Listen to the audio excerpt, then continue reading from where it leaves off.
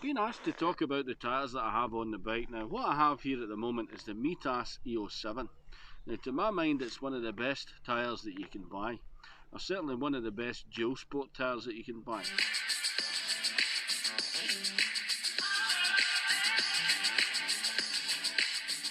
About 6 weeks ago, I did a video showing how to repair a puncture. And the puncture was on the seat tyre that I had on here before. Now, that was the original tyre that came with the bike. The tyre was worn really quite thin, even though we were only at sort of 6,000 miles. So it didn't really skip that screw off like you would expect. The tyre folded like a deck chair, and what it did, it ripped the valve out the inner tube. And essentially that then becomes irreparable. You can't repair it at the side of the road. Now, luckily it was only maybe a mile and a half from home, so I was able to get the bike back. But I decided at that point it was time to change the tyre. So what I was really looking for when I started scouring for a new tyre was something that was relatively hard wearing but not plastic. I wanted it to handle well on the road, but equally I needed it to handle well off-road, because I'm about 60-40 when it comes to on-road, off-road. Now, some people might be more than that, some people might be less than that.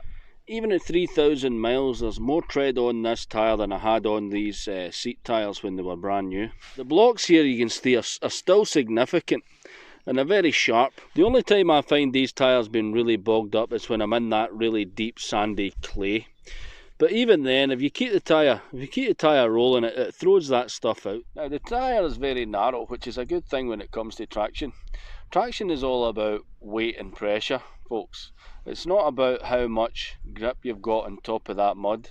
It's about how much weight you can apply per square inch. That's why dirt bikes have got such narrow tyres. The idea with traction is you want to be able to cut a groove through the mud or down through the water.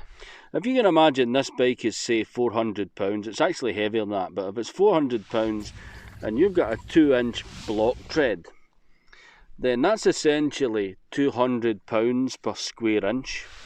But if your contact patch is narrower, maybe it's 1 inch rather than 2 inch, then that's the equivalent of 400 pounds per square inch, and that makes a huge difference when you're trying to find traction, particularly in the mud. Most motorcycle tyres have got quite a soft compound. That's why they wear quicker than a car tyre. So it's a balancing act usually in terms of how soft the compound is compared to the longevity of the tyre. The softer the compound, the greater the grip, but the tyre's going to wear out much quicker. This tyre's similar in compound to the Heidenau K60. That means it's going to be quite a long lasting or a hard wearing tyre. Now, I couldn't seat this tyre myself. I couldn't get on the rim when I bought it. The compound is far too tough. Now, you might see that as a negative, thinking, oh wow, if I get a puncture it's going to be really difficult or next to impossible to change the tyre. Well, I look at it from the opposite perspective. It's much more difficult to get a puncture on this, particularly off-road. And it's also much less likely to run flat like the seat did and completely destroy the inner tube. Because there's no point having a tyre that's really easy to change if you don't have an inner tube to replace it with, And no amount of green slime is going to protect you or save your ride in that situation. You're much less likely to have a damaged rim, a buckled wheel, or a catastrophic failure on the tyre. Because of the design of this tyre, it can sometimes act a little bit like a knobby, especially in the corners, or maybe in the morning when the tyre's cold, it takes a little bit of time to heat up. Now, it's not unstable by any means, but every now and again you get that little ripple effect almost on the back wheel. It doesn't bother me, it doesn't affect me, but for some people that might be a little bit unnerving, because this is a true 50-50 tyre. The thing is, we're always looking for the panacea, especially these days with dual sport tyres and things like that. We're trying to find that perfect middle ground. It really doesn't exist. It's impossible to find the perfect tyre that's going to be brilliant on-road and brilliant off-road. So we need to start making compromises. You really need to be kind of honest with yourself. What kind of riding do I really do? And is this the type of tyre that I really need?